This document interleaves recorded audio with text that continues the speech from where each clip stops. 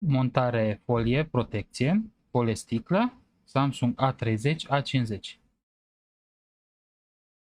Avem folia de sticlă,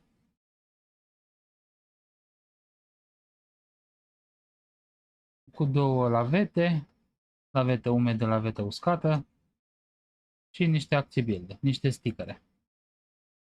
3 la număr, unul mai mare, două mai mici. Cu laveta umedă curățăm prima dată, așteptăm puțin, după care curățăm cu cea uscată, apoi cu stickerul mare tamponăm suprafața ecranului.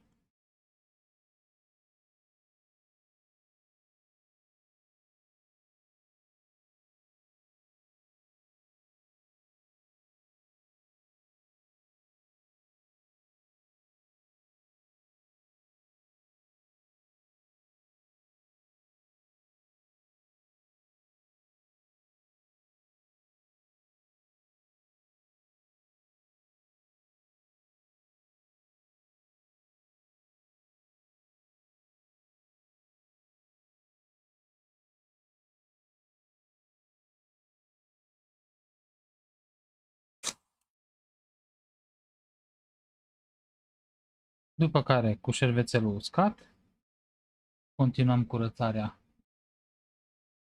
suprafeței.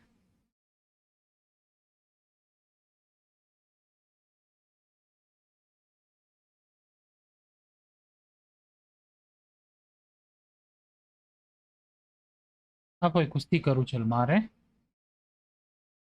tamponăm ușor toată suprafața display-ului, acesta având rolul de a lua micile urme de mizerie.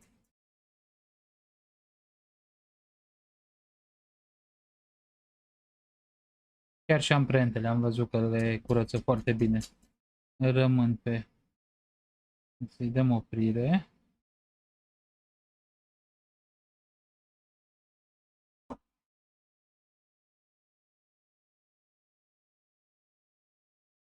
Cu acesta trebuie să trecem pe toată suprafața display-ului.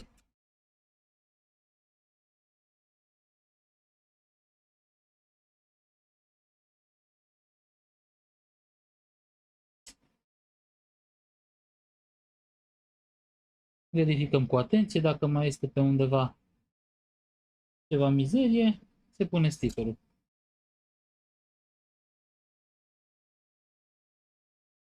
După ce am curățat această suprafață, desfacem folia propriu-zisă și o montăm.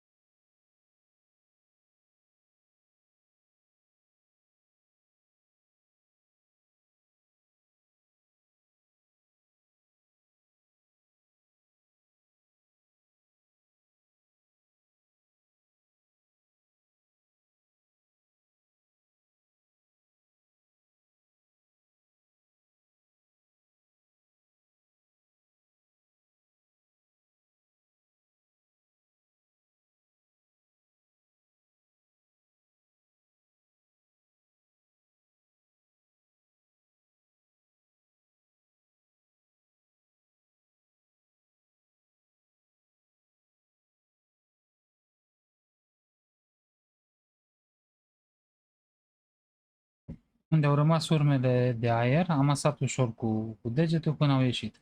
Acum curățăm suprafața foliei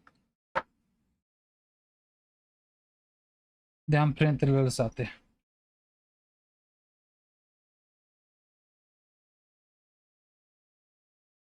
Așa arată montare folie Samsung A30, A50.